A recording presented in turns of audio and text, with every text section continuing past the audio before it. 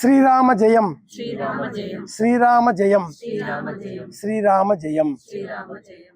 Gayatri tours and travels వారు నిర్వహించే శ్రీలంక రామాయణ యాత్రలో మనమంతా ఈ లంకలో సముద్రం దగ్గర కూర్చొని రామాయణ కథాశ్రవణం చేస్తున్నాం. రామాయణం పైన మీకు కలిగే సందేహాలు ఏవైనా ఉంటే మీరు అడిగితే సంక్షిప్తంగా నేను సమాధానాలు ఇస్తాను.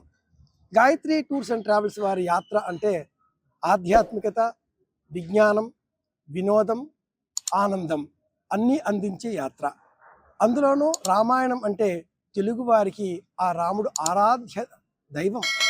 సీతమ్మ ప్రతి ఇంట్లో ఆ పేరు లేని ఇల్లు ఉండదు, రామయ్య అన్న పేరు లేని ఇల్లు ఉండదు.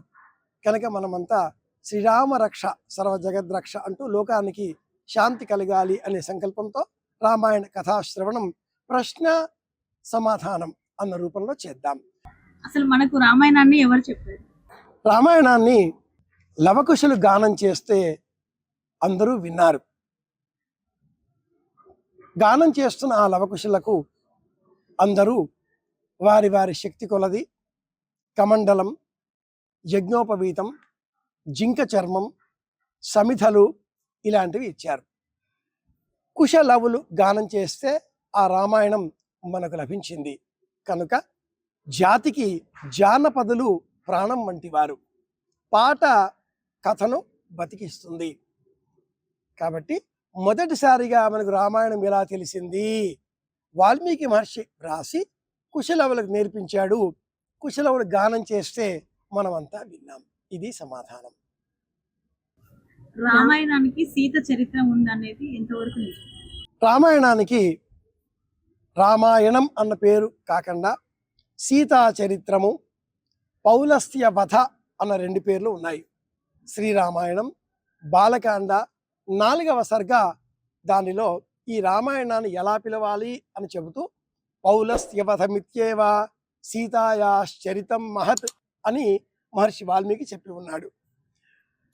ఈ కథ రాముని యొక్క అయనము, రామాయణము. రాముని మార్గం అని అర్థం. ఉత్తరాయణం, దక్షిణాయనం అని విన్నారుగా. అయనము తోవా. రాముడు ధర్మమూర్తి కాబట్టి ఆ ధర్మాన్ని అనుసరించే క్రమంలో రామాయణం అన్న పేరు లోకంలో ప్రఖ్యాతిగా వచ్చింది. కానీ ఈ కావ్యం సీతా చరిత్రము. సీత లేకపోతే రాముడు లేడు కదా. దశరథుడికి ఒక కూతురు ఉందా? రామాయణంలో దశరథునకు కూతురి పేరు శాంత అని చెప్పబడి ఉంది. స్పష్టత లేని కారణం చేత సీత రాముని ఇల్లాలు, దశరథునకు 3 ఇల్లాండ్రు, రామ లక్ష్మణ భరత శత్రుఘ్నులకు సీత, ఊర్మిళ, మాండవి, శృతకీర్తి ఈ పాత్రలన్నీ మహిళల పాత్రలు. మంధర. శాంత పాత్ర కొంచెం అస్పష్టంగా ఉంటుంది. మహర్షి వాల్మీకి ఏ పాత్ర అవసరం ఎంతవరకో అంతమేరకే వ్రాసి ఉన్నాడు. దశరథుని కుమార్తె పేరు శాంత. ఆమెను తన స్నేహితుడైన రోమపాదునకు దత్తత ఇచ్చాడు. ఆ రోమపాదుడు తన కుమార్తె అయిన శాంతను ఋష్యశృంగ మహర్షికి ఇచ్చి వివాహం చేశాడు. ఆ ఋష్యశృంగ మహర్షి అయోధ్యకి విచ్చేసి దశరథుని చేత అశ్వమేధ యాగం చేయించి అందులో చివరగా పుత్రకామేష్టి చేస్తే సంతానం కలిగింది.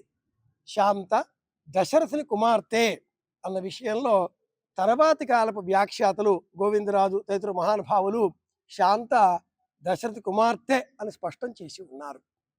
రాముడు, భరతుడు, లక్ష్మణుడు శత్రుఘ్నులో రాజ్యం ఎవరిది? వివాహం చేసుకోవడం 8 విధాలు. అందులో ఆర్షము, బ్రాహ్మ్యము, దైవము, ప్రాజాపత్యము అన్నప్పుడు ఈ 4 ప్రధానమైన పద్ధతులలో ఒకానొక పద్ధతిని అనుసరించి పుట్టబోయే సంతానానికి రాజ్యం ఇస్తాను అంటూ ఒక వాగ్దానం చేసిన అనంతరం వివాహం చేసుకోవడం. ఇది వాగ్దానంతో కూడుకున్న వివాహం. దశరథుడు కౌశల్యతో వివాహం జరిగింది, అద్భుతం.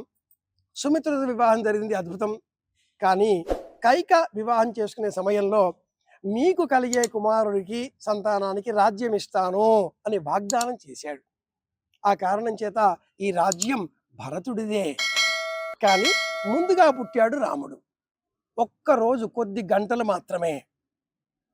పునర్వసు నక్షత్రం రాముడిది, పుష్యమి నక్షత్రం భరతుడిది, లక్ష్మణ శత్రుఘ్నులది ఆశ్లేష నక్షత్రం. కొద్ది గంటల ముందుగా పుట్టాడు, కానీ రాముడు సుగుణాభిరాముడు రాజ్యం రామునికి ఇవ్వాలి అని ప్రజల అభిలాష. దశరథ సంకల్పం కూడా అదే, కానీ వాగ్దానం కారకంగా రాజ్యం భరతుడిది, రాముడు అంగీకరించడు. ఇది రాజకీయంగా రామాయణాన్ని అర్థం చేసుకునే ఒక అంశం. కథ ఏమిటి? శివధనుస్సు కథ. దేవతలతో రాక్షసులతో యుద్ధం ఏర్పడిన సమయంలో ఈశ్వరుడు తన ధనుస్సు పినాకమును ఎక్కుపెట్టి రాక్షస అంతం చేసిన తదుపరి దేవతల ప్రార్థన మేరకు విష్ణువే ఆ ధనుస్సుకు సంబంధించిన శక్తిని నిర్వీర్యం చేశాడు, తగ్గించాడు. అనంతరం పరమేశ్వరుడు మళ్ళీ తపస్సుకు వెళ్ళాలి కనుక తన ధనుస్సును జనగ వంశంలో పూర్వీకులలో ఒకడైన దేవరాతుడు అనే అతడికి అందించి మీ దగ్గర పెట్టండి అని వెళ్ళిపోయాడు. పరమేశ్వర దత్తమైన శాపం ఇది, నేను దీనిని వినియోగించరాదు అని ఇంట్లో నిత్యము పూజ చేసేవాడు దేవరాతుడు. అతడి తర్వాత ఆ వంశంలో అలా అలా అలా వస్తూ నేటికి అంటే శీతాకాలానికి ఈ ధనుస్సు ఆ చక్రవర్తి జనకుని వద్దకు చేరింది.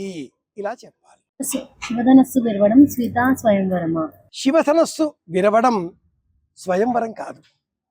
ఆనాటి కాలంలో రాజకుమార్తెలకు స్వయంవరం ప్రకటించే సందర్భంలో మహారాజు కుమారులు రావడం, ఆ రాజకుమార్తె తండ్రి వారిని పరిచయం చేయడం, గుణగణాదులు విని అమ్మాయి భరిస్తే పెద్దలు వివాహం జరిపించడం, ఈ పద్ధతికి ప్రాజాపత్య వివాహం అని పేరు. ఆనాటి కాలంలో వివాహాలు 8 రకాలు: ఆర్షము, బ్రాహ్మ్యము, దైవము, ప్రాజాపత్యము, మానుషము, గాంధర్వము, ఆసురము, పైశాచికము. మానుషానికి బదులుగా గాంధర్వాన్ని పెట్టి ఆసురము, పైశాచికము, రాక్షసము, మొత్తం మీద 8 అని చెప్పారు. ధనుస్సు ఎక్కుపెట్టే ప్రయత్నం చేసిన వీరుడికి ఈ అమ్మాయి అయోనిజ కనుక ఏదో ఒక పరీక్ష నిర్వహించిన అనంతరమే వివాహం జరిపించాలి.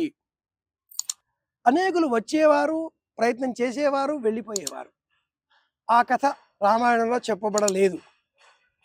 తాటక సంహారం అనంతరం విశ్వామిత్రుడు ఇక్కడే ఒక గొప్ప రాజ్యం మిథిల, జనకుడు ధనుస్సు నీవు వీరుడివి చూపిస్తాను అంటూ వచ్చాడు, తెచ్చాడు, చూపించాడు.